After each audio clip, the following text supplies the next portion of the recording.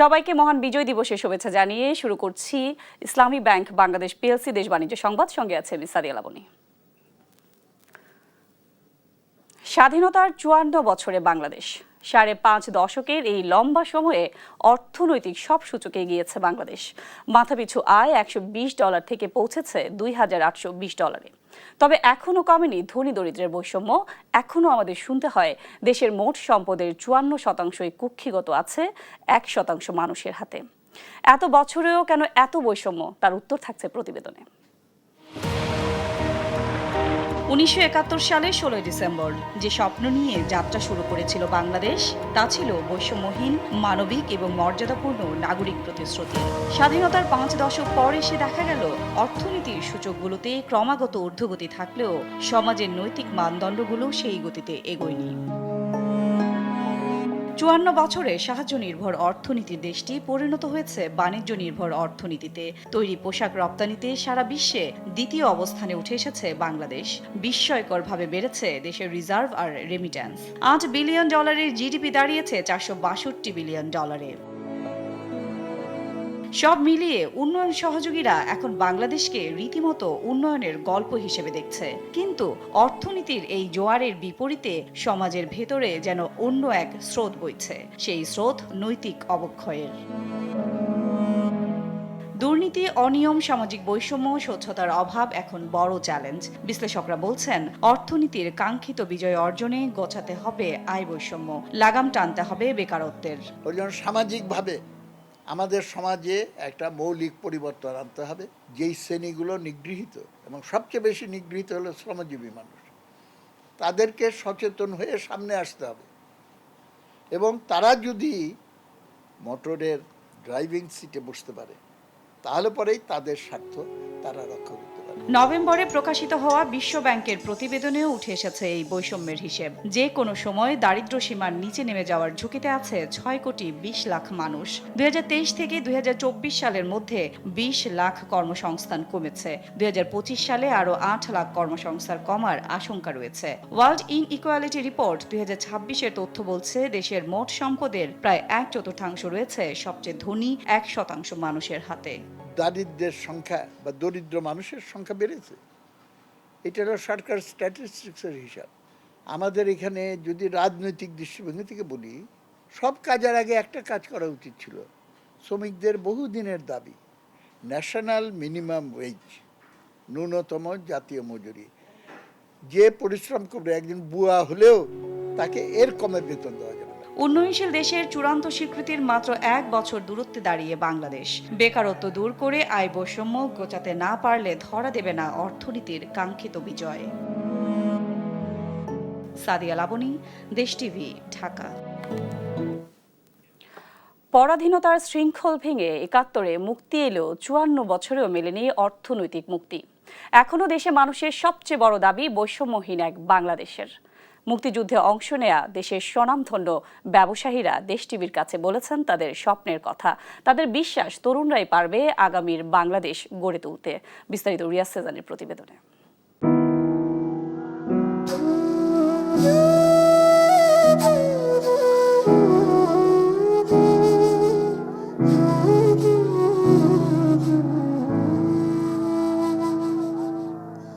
বিজয়ের এই উৎসব যখন একটি জাতিকে এক সুতোয় বেঁধেছিল, তখনও শুকায়নি ক্ষত। পেছনে ফেলে আসা পোড়া ঘরবাড়ির পাশে মা বাবার লাশের ওপর হয়তো তখনও কাঁদছিল কোনো এক শিশু। পথে প্রান্তরে পড়েছিল শত শত লাশের স্তূপ। সন্তানের ফেরার অপেক্ষায় দাঁড়িয়ে এক বৃদ্ধ মা আর ওই বোন হয়তো অঝরে কেঁদেই যাচ্ছিল। এত সব হারানোর গল্প মাথায় রেখেই একটি জাতি উৎসবে মেতেছিল বিজয়ের, নতুন এক দেশ তৈরির আকাঙ্ক্ষায়। সেই সময়ের কথা ভাবতে এখনো চোখ ছলছল করে ওঠে পোশাক খাতের ব্যবসায়ী মুক্তিযোদ্ধা এনায়েত উদ্দিন মোহাম্মদ কায়সার খানের। রণাঙ্গনে পাকিস্তানি হানাদারের গুলিতে মারা যাওয়া ছোট ভাইকে রেখেই পিছু হাঁটতে হয়েছিল। এরপর আর খুঁজে পায়নি আদরের ভাইকে। কিন্তু যেই মুক্তির জন্য এত ত্যাগ, সেই মুক্তি কি আদৌ মিলেছে? আমরা কি এক্সপোর্ট করতেছি না? এত কিছু পরেও তো আমাদের গার্মেন্টসটা চলতেছে। এত কিছু পড়ে এই দেশে ভালো ওষুধ তৈরি হচ্ছে, এত কিছু পড়ার অনেক কিছু ভালো কিছু এই দেশে হচ্ছে, বাট একটা সুষম সমাজ আমরা করতে পারি নাই। কথা ছিল স্বাধীন একটি পতাকা পেলে থাকবে না কোনো বৈষম্য। কথা ছিল যুদ্ধ বিধ্বস্ত দেশকে নতুন করে তৈরি করা হবে সাম্যের ভিত্তিতে। কথা ছিল দেশটা হবে জনগণের। কিন্তু কেন কথা রাখা গেল না? অর্থনৈতিক পলিসি এবং ব্যবসা বাণিজ্যের পলিসি নীতির মধ্যে একটা দ্বিমুখী হয়েছিল। প্ল্যানিং কমিশনের রহমান সোবহান এবং আরও যারা যারা ছিলেন তাদের মধ্যে দুইটা ভাগ হলো। একটা ভাগ হলো সিঙ্গাপুরের মতো আমরা ফ্রি পোর্ট করে দিব, বঙ্গবন্ধু কিন্তু ঘোষণা করেছিলেন ওই সময়। কিন্তু রহমান সোবহানরা ওই সময় সমাজতান্ত্রিক অর্থনীতি, বৈজ্ঞানিক সমাজতান্ত্রিক অর্থনীতি, এখন তো রহমান সোবহান ইউটার্ন নিয়ে ফ্রি মার্কেট ইকোনমি। ৫৪ বছরের ইতিহাসে নানা বাঁক যুক্ত হয়েছে। চড়াই উতরাই পেরিয়ে আজকের যে অবস্থান, সেটি এক সত্য বাস্তবতা। কিন্তু চাইলেই কি অতীত ভুলে থাকা যায়? পরিবর্তন করে ফেলা যায় ইতিহাস? খণ্ড খণ্ডভাবে হয়তো অনেক কিছু অর্জন হয়েছে, বাট বৃহত্তরভাবে যে টোটাল জনগণকে উত্থিত করে একটা যে জীবন মানের ব্যাপক পরিবর্তন, তাদেরকে একটা কোয়ালিটি লাইফ দেওয়া, শিক্ষা, স্বাস্থ্য, পরিবহন, আবাসন, এত সব বাস্তবতায় হতাশ নন দেশের স্বনামধন্য ব্যবসায়ী মুক্তিযোদ্ধারা। নতুন বাংলাদেশে তারা আস্থা রাখতে চান তরুণদের উপর। লক্ষ্যমাত্রায় স্থির, তারা জানে কি করতে হবে। আমি আশাবাদী যে এই তমসাচ্ছন্ন রাত কাটা যদি এদেরকে আমরা এম্পাওয়ার করতে পারি, আল্লাহ যদি রহমত হয়, তাহলে এইগুলি আমাদের যে সমস্ত জিনিসগুলি করতে হবে, এগুলি 2-3 মাসের কাজ। তাদের মতে ৭১-এ যে যুদ্ধ মানুষকে মুক্ত করেছিল শৃঙ্খল থেকে, বর্তমানের যুদ্ধটা হোক অর্থনীতির মুক্তির। রিয়াজ সেজান, দেশ টিভি, ঢাকা।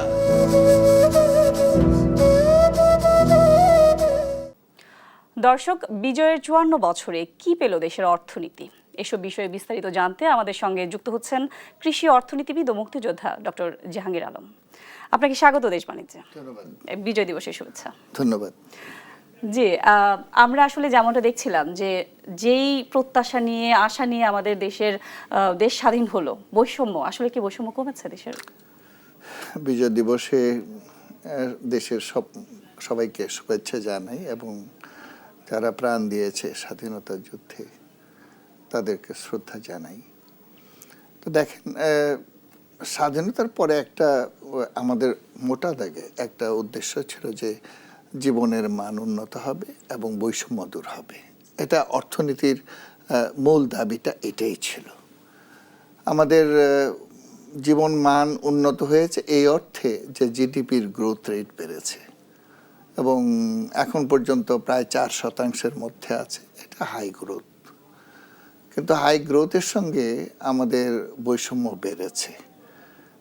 স্বাধীনতার পরপর 0.4-এর নিচে আমাদের যে বৈষম্য, সেই আয় বৈষম্যের যে আপনার জিনি কোএফিসিয়েন্টের কম ছিল।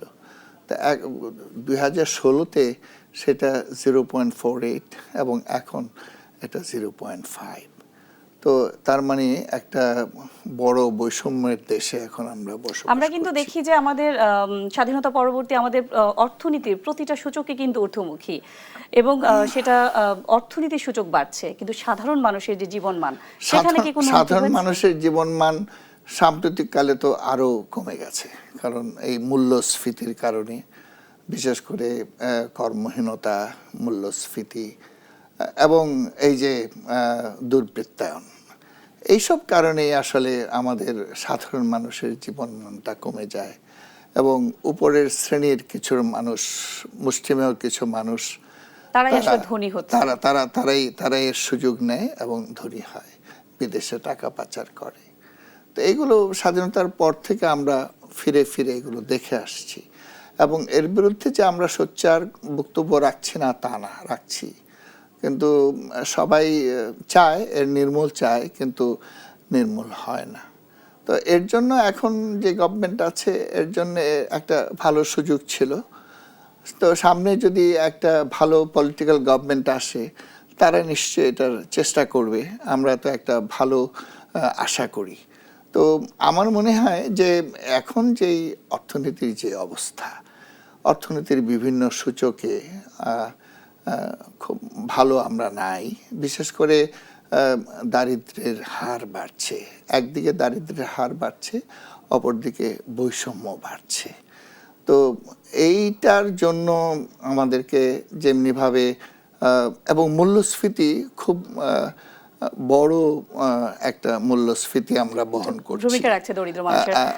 আমি যেটা বলছি, আপনি মুক্তিযুদ্ধ করেছেন, যুদ্ধ করেছেন। যুদ্ধের ওই সময়টাতে আপনাদের মধ্যে আসলে কি কাজ করেছে যে আমাদের যে বাংলাদেশটা দরকার, আমরা যে বাংলাদেশ চেয়েছি সেই বাংলাদেশকে পেয়েছেন? বাংলাদেশ আমরা একটা স্বাধীন মুক্ত বাংলাদেশ চেয়েছিলাম এবং সেই স্বাধীন মুক্ত বাংলাদেশ আমরা করেছি এবং সেই স্বাধীন মুক্ত বাংলাদেশ নিয়েই আমরা আছি।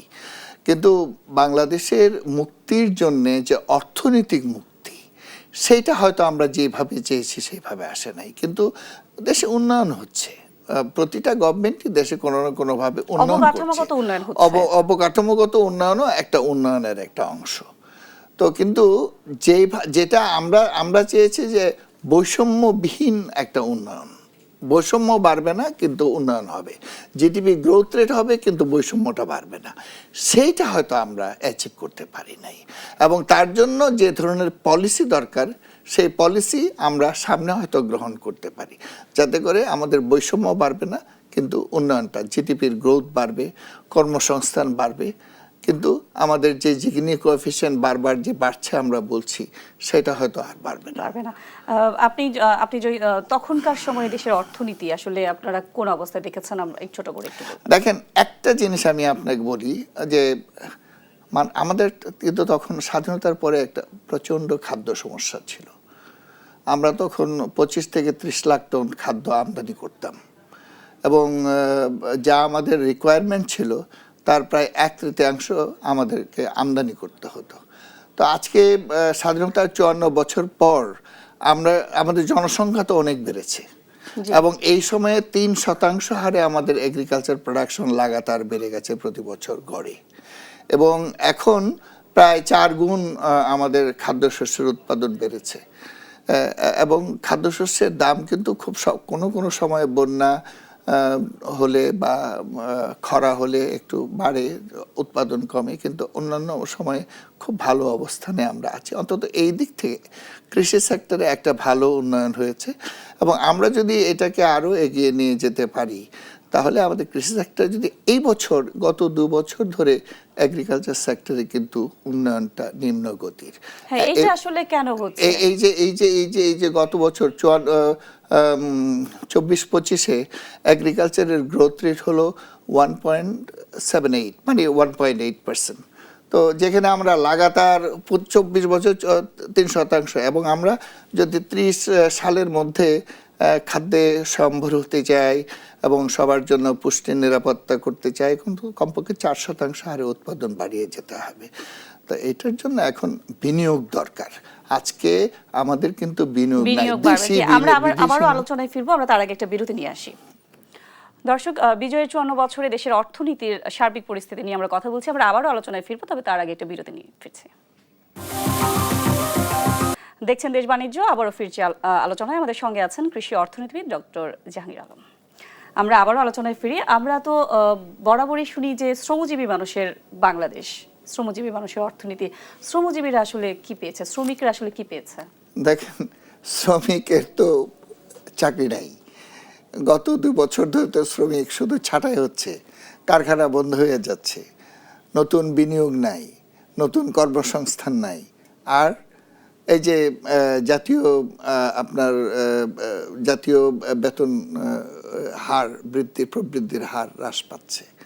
তো সব কিছু মিলে শ্রমজীবীরা তো ভালো নাই, ঠিক তেমনি কৃষকও ভালো নাই। আপনার উৎপাদন করছে কিন্তু উৎপাদন খরচ বাদ দিয়ে তার যে প্রফিট সেটা কমে যাচ্ছে, দিনের পর দিন কমে যাচ্ছে। কৃষক অনেক কম লাভে কৃষি কাজ করছে। কাজেই সাধারণ খেটে খাওয়া মানুষ বলতে আমরা কৃষককে বুঝি, শ্রমজীবী মানুষকে বুঝি।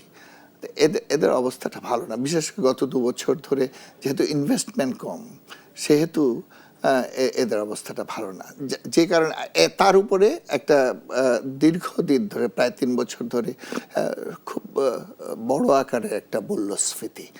তো এই সব কিছু নিয়ে মানে এরা মোটামুটিভাবে চেরাচাপটা হয়ে গেছে।